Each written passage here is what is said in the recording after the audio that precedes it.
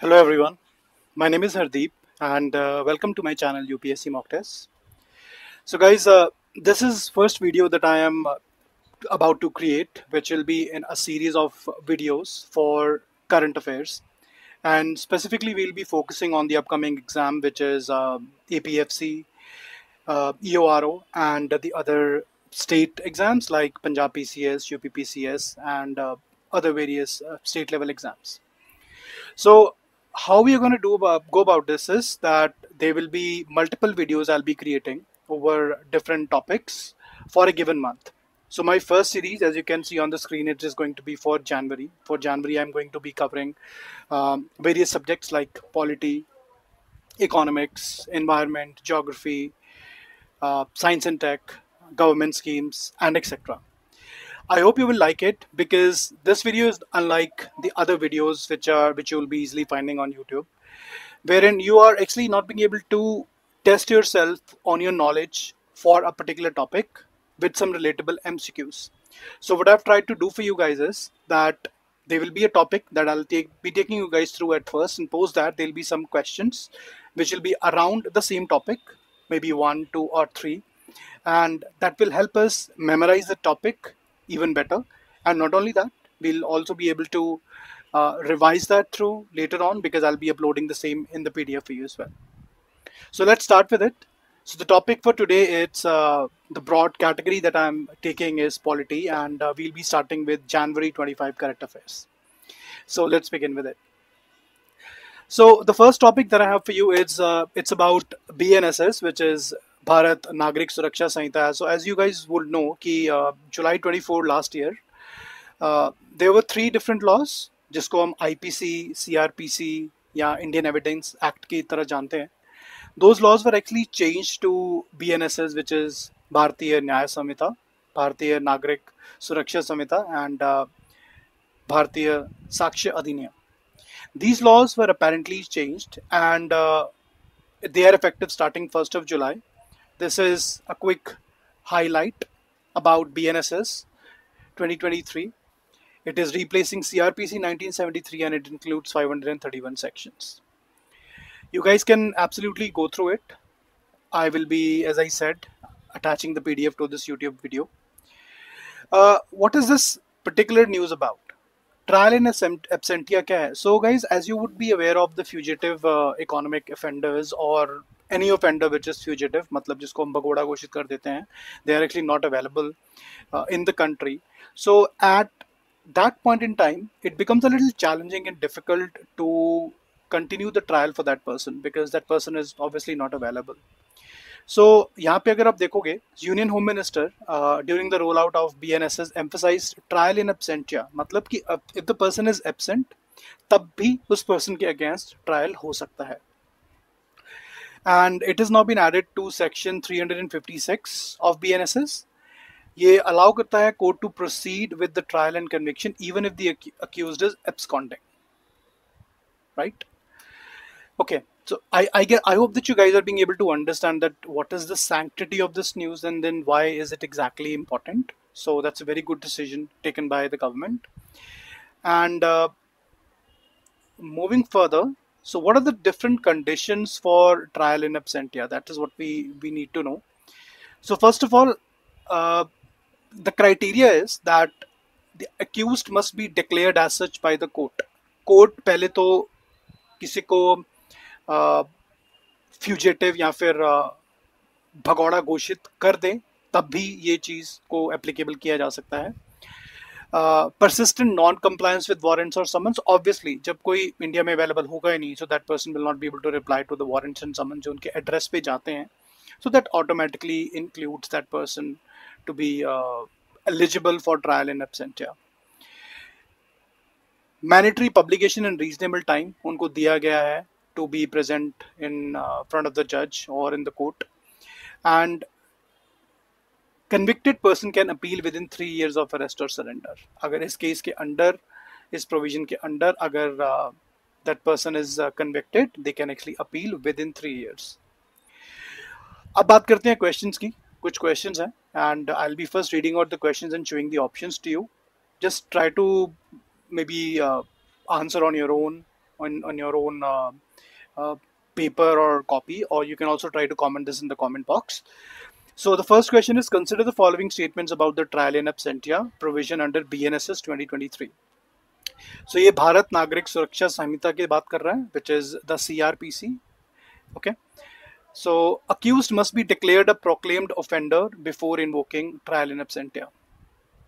So second is, the court can pronounce conviction and sentence even without the accused present. मतलब कि अगर accused present नहीं भी है तभी भी the court can pronounce conviction, मतलब सजा दे सकते हैं.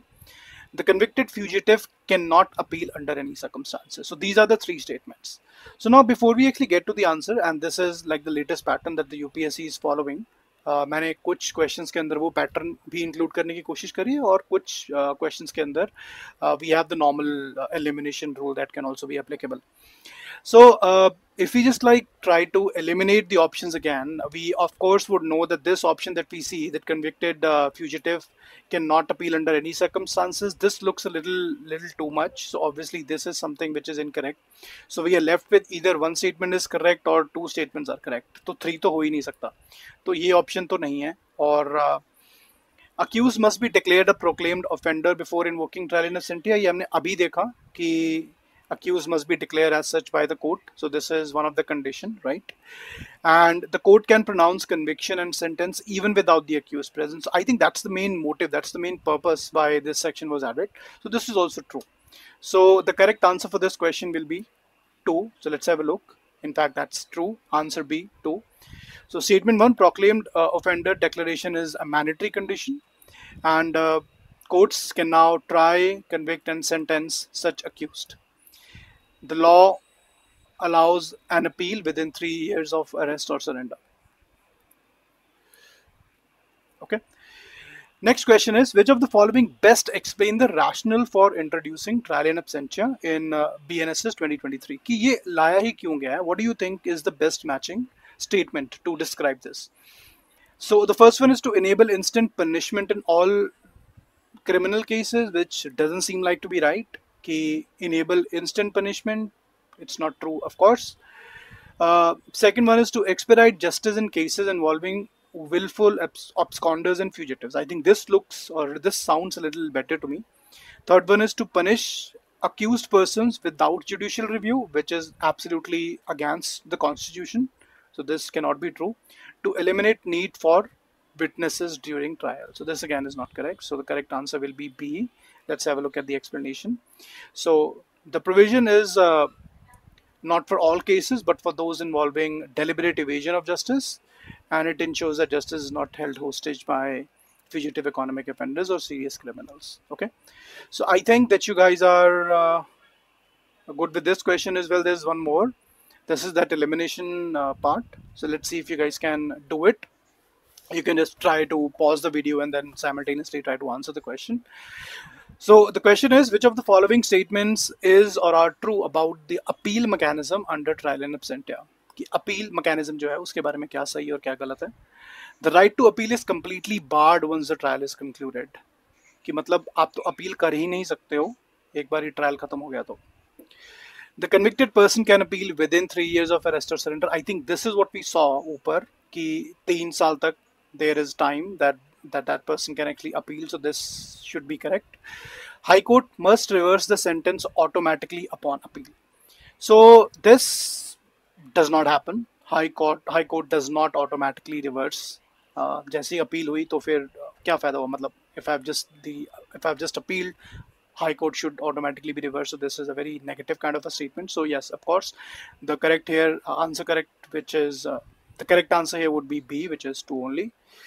So let's have a look at the explanation. Statement 1 is incorrect. Appeal is allowed. And second is a 3-year appeal window is there. And the third one is High Court does not reverse automatically. It follows a legal procedure. So yeah, that covers BNSS का ये वाला part, which is trial in absentia. Let's go to the next one, which is section 152 of BNS, which is भारतीय न्याय संहिता. अब ये जो भारतीय न्याय संहिता है, this is the IPC, Indian Penal Code. जो पहले वाला था, that was CRPC. Okay. An introduction to section 152 of BNS. तो ये BNS के अंदर section 152, what does it say? भारतीय न्याय संहिता 2023 replaces the colonial era Indian Penal Code 1860 में जो हुआ था start, and again इसकी date भी 1st of July 2024 को है. So all these three laws have actually been introduced on 3rd of July 2024. So yeah, this is the date. Okay, so ये होता क्या है section? Basically this is equivalent to section 124A. अब ये अगर आप एकदम देख के याद कर सकते हो कि किस चीज़ के बारे में था, तो it is a very famous thing which is sedition.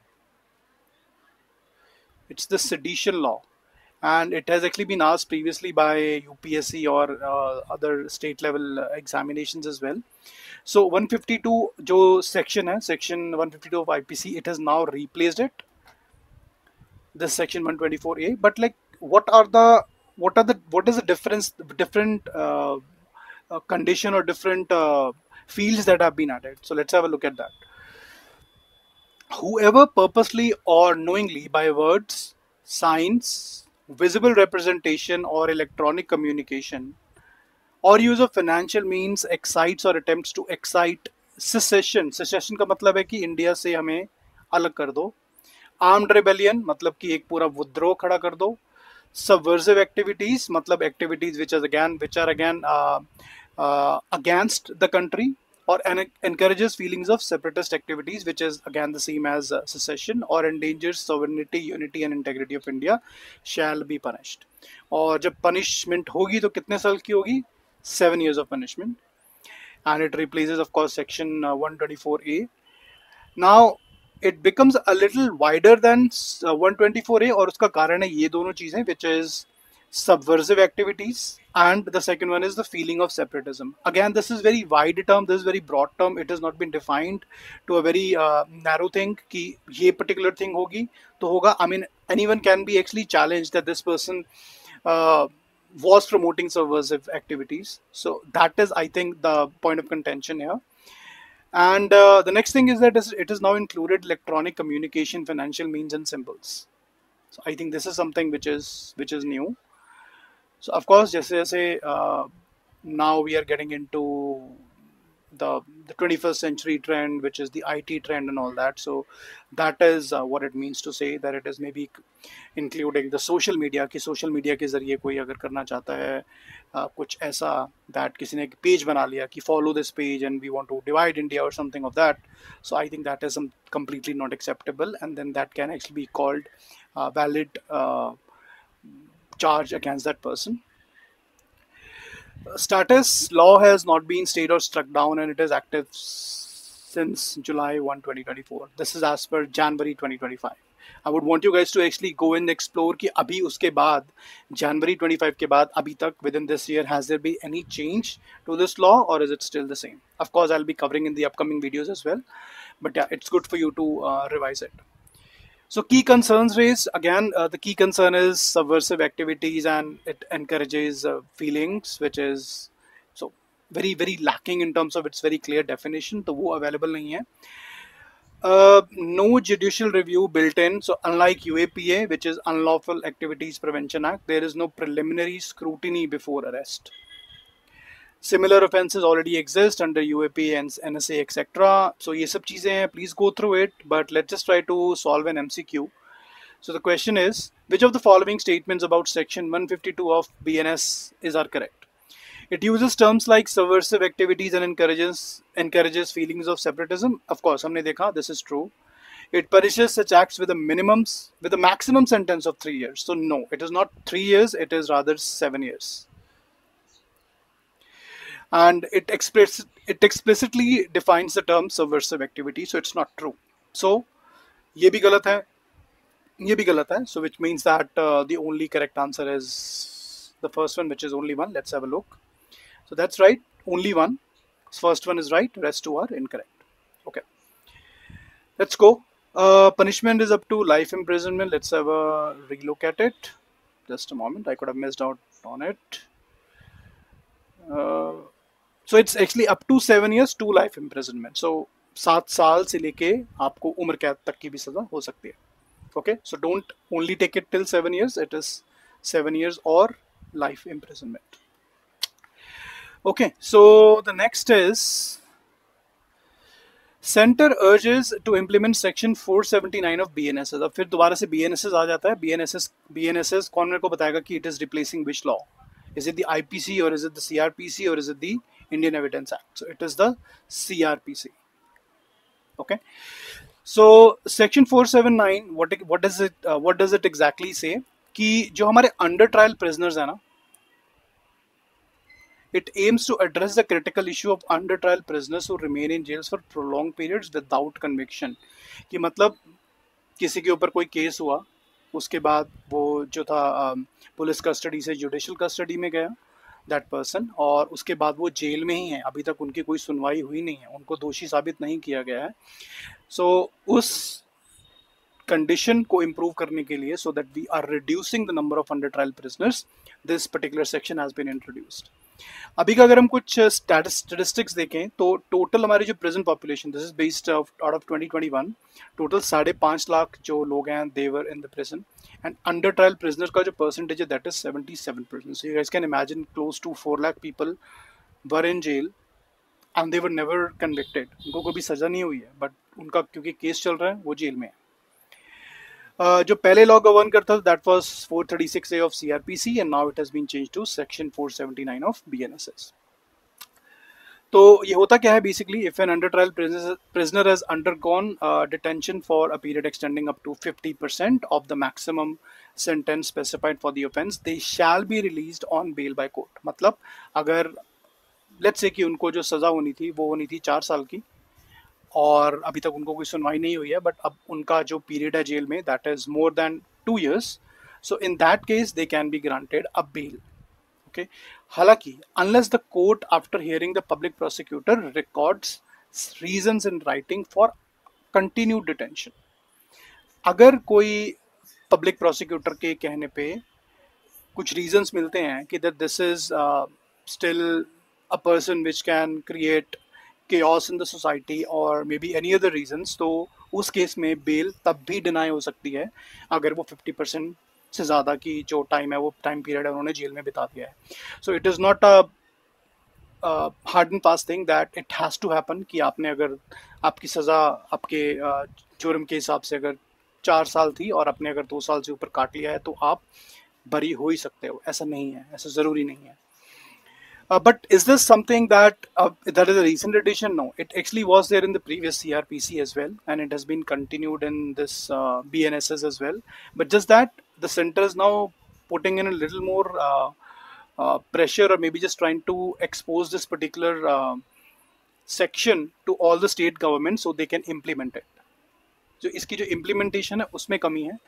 So that is what it is all about. Okay, so. Why is this significant? Prison ki decongestion. I think these are all the points which will be helping you in the mains exam for any civil service exam. Let's quickly go through the MCQs, which is the most important thing. Which of the following statements about section 479 of BNSS are correct? It provides for automatic release of under trial prisoners once they complete 50% of the maximum sentence. Courts can deny bail under section 479 only after hearing the public prosecutor and recording reasons. The provision applies to all offenses without exception. Okay, so the first is it provides for automatic release of under trial prisoners once they complete 50% of the maximum sentence. It is absolutely incorrect. Second is courts can deny bail under section 479 only after hearing the public prosecutor and recording reasons. So this is absolutely right. So third one is the provision applies to all offenses without exception. So guys, iske andar there is one exception, and that exception is with those punishable with life imprisonment, death may be excluded. तो जिसमें आपको life imprisonment ही हो चुकी है तो उसके अंदर तो 50% का कुछ चांस ही नहीं है, राइट? इसलिए this is again incorrect and there is only one statement that is correct, which is the second one. Okay, cool. Next is, why is section 479 of BNSS considered an important reform in India's criminal justice system? It allows the police to detain under trials indefinitely. It mandates death penalty for repeat offenders. It provides a legal mechanism for conditional release of long detained under trials.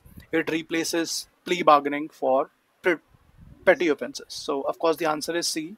It provides a legal mechanism for conditional release of long detained under trials. Okay, so next is Panchayat se Parliament 2.0. So Panchayat se Parliament 2.0, basically it's an initiative which is to bring the women who are there in the panchayat, in the locals, in the rural areas, and bringing them to the parliament to learn how are the constitutional things done. That is the entire motive. There was a previous Panchayat Se Parliament 1.0, and now this is Panchayat Se Parliament 2.0. So it's a flagship program. जो हमें facts याद करने वो ये हैं कि that it is organized by NCW, which is National Commission for Women, and the Lok Sabha Secretariat, and it is in collaboration with Ministry of Tribal Affairs. Panchayat Se Parliament 2.0 program was inaugurated by Lok Sabha Speaker on 6th of January 2025, commemorating the 150th birth anniversary of the tribal leader Birsa Munda. इसके ऊपर एक question भी आया हुआ है. I would want you to tell me please in the comment section that what is that reform that took place during the modern Indian history. उसको the great tumult भी बोलते हैं, the tumult, however the way it is spelled out. So yeah, उनकी birth anniversary पे ये हुआ है. It actually aims to empower the elected women representatives in the Panchayati Raj institutions, particularly from marginalized communities with leadership, legal awareness and digital tools. This particular event, which is the 2.0, इसमें participation थी 502 यानी कि 502 elected women representatives from the ST areas, which is scheduled tribe areas across India. And yeah, it aligns with the sustainable development goals as well. It promotes bottom-up participation. And let's just quickly have a look about what NCW is, National Commission for Women. It's basically a statutory body, and it is created by the government of India. It is to protect and promote the rights of women in India. I would want you to please let me know or kind of Google that who's the current chairperson of NCW, though I have that in this PPT further. Okay, so National Commission for Women Act 1990 के under ये form हुआ है, this NCW, and it was established on January 31, 1992. The current chairperson is Vijay Kishore Rahatkar, and she's there since 2024. So question देख लेते हैं आप. With reference to Panchayat Se Parliament 2.0, consider the following statements. It is organized by the Ministry of Women and Child Development. The program supports women leaders in Panchayati Raj institutions to develop parliamentary knowledge. The initiative includes digital literacy and exposure, visits to state assemblies and the parliament. So this is in fact a question which has multiple elimination criteria on. So the first one is of course incorrect, which is WDCD के under नहीं है ये. This is Ministry of Tribal Affairs and organized by Lok Sabha Secretariat. Why did it go back up? Sorry for that. Oh, that's too much. Wait.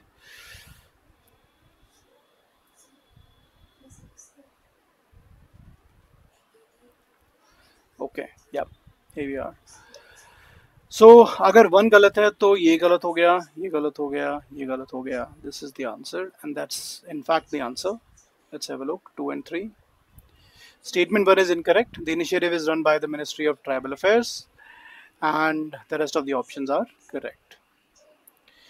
Next is Ms. X versus State of Karnataka. This is transgender rights and birth certificate identity. So I'll just give you a quick background. What happened was that, or rather what happens is that when someone is born at that time, there is a birth certificate that gets created, right? तो उसमें parents enter करते हैं जो भी sex की requirement होती है, which is male or female, boy or a girl. So जब वो हो जाता है, and later on when someone is feeling inclined towards a particular opposite sex, let's say there is a boy and then that boy feels like that boy has some genetic conditions, or maybe the conditions which are more oriented towards that boy being a girl, so they can claim that. So when they actually do it, they obviously will have to change that thing on the documents as well, which is the sex. Now when this is to be changed, जब हम birth certificate के अंदर अपना sex change कर रहे हैं, तो उसकी जो अभी तक के लिए कंडीशंस थी कि आप किस क्राइटेरिया पे कर सकते हो, that was only if there is a correction that is needed. So this entire article or this news is just about that. So एक बार इसको देख लेते हैं thoroughly. Uh, Observations थी Karnataka High Court in the X versus State of Karnataka case directed state authorities to allow modification of birth certificate records, affirming the right of transgender person. The judgment was hailed for upholding the Transgender Persons Act 2019 and recognizing identity autonomy. The case built upon the 2014, the famous Nalsa versus Union of India verdict that recognized the right of self-perceived gender identity as Article 21 as one of the fundamental right. So let's have a look at the background of this case. So होता ही है, the petitioner diagnosed with gender dysphoria again, that orientation thing that I was talking about, and underwent the sex reassignment surgery. So this person underwent the sex reassignment surgery कि मैं sex को reassign करा देता हूँ. If this person was a boy, so I'm now going to become a girl. This person was a girl, would now want to become a boy, and changed her name. So this was a girl apparently, changed her name to align her official documents with her gender identity. She successfully updated the Aadhaar card, driving licence and passport, सब में तो हो गया. But जब birth certificate change कराने गई तो वहां पे उनको रिजेक्ट कर दिया गया कि that you can not do that. क्यों मना किया गया? क्योंकि रजिस्ट्रार ने बोला कि registrar of births and deaths in Mangalore denied a request citing section 15 of the registration of births and deaths act 1969. What does it say? It says कि आप बर्थ सर्टिफिकेट के अंदर कोई भी चेंजेस तभी कर सकते हो अगर वो इरोनियस है, गलती अगर हुई है, या फिर वो फ्रॉड हुआ है कोई आपके साथ और उसकी वजह से वो गलत हुआ है. ठीक है. अब ये जो कंडीशन थी, ये तो दोनों में से कोई भी कंडीशन को मैच नहीं कर रही थी, तो इसीलिए ये कोर्ट केस हुआ. तो चैलेंज हुआ कर्नाटक हाई कोर्ट में, और उसके बाद फाइनली ये वाला जो कोर्ट का डिसीजन आया that it actually can be done. So Karnataka High Court upholds transgender persons' right to amend the birth record. Okay, so it's very important. There could be a question that whether the birth record or can be actually changed or not. So the answer is yes, and that is basis 2024 Karnataka High Court decision.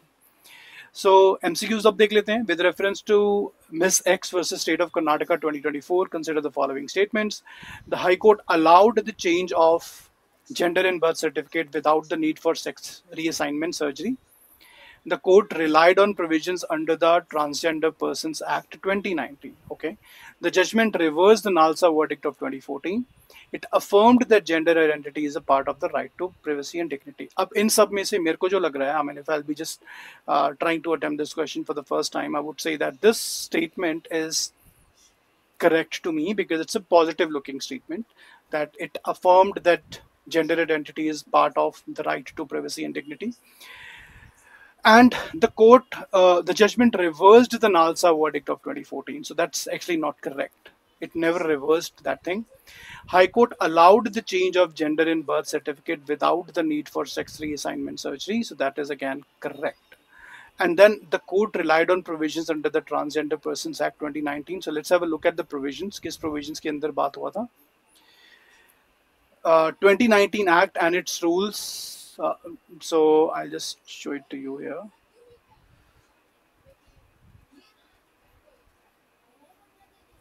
Okay, so maybe it's not added. I just forgot to add some of the provisions under Transgender Persons Act 2019. But the court actually relied on the provision, so that was the last case. So अगर मैं इसको यहाँ पे देखूँ, 2014 के अंदर NALSA की judgement आई और उसके अंदर कोर्ट ने बोला कि there is a right, कि वो फंडामेंटल राइट वाली चीज आती है कि that you can self identify your gender. Then came the 2014 Transgender Persons Act. फिर मतलब ये एक्ट बना, कानून बन गया. एंड 2020 में rules notified for gender identity certification. अलग अलग सर्टिफिकेशन के लिए रूल्स बने, लेकिन इसमें बर्थ सर्टिफिकेट जो था वो इंक्लूडेड नहीं था, और उसके बाद 2024 में ये केस हुआ है. So which means that statements, 3 statements are correct. The only incorrect is judgment reaffirmed the 2024 NALSA verdict. ठीक है. So judgment actually reaffirmed, it did not oppose it. Question में यहाँ पे लिखा हुआ था कि it opposed. So judgment reverse लिखा था ना, तो ये गलत है. So there are 3 statements that are correct. Okay, moving further. No, I think that's all. That's all about the topics or the news that we have for polity for January this year. So, guys, just try to understand that I'm trying to pick only those articles or those news which are going to be really important and which also has a little bit of history, and there could be some relatable questions to it. Moving forward, I am also going to include as much short topics within topics as possible so you can cover each and everything at just one place. I don't want you guys to be covering chotu chotu cheezein which is not again going to be very important for you. You might find certain booklets or magazines in which you have like a lot of things added which are very factual. I think that's completely wastage of time, sheer wastage of time. Only cover those things which are actually important and which has the tendency that it can actually be asked in the upcoming exam. So, with that note, I think that's all for today, and I'll be meeting you guys soon in my next video, and that'll be for the next topic or the next subject, but just again for January 2025. So, keep learning till then. Thank you. Bye.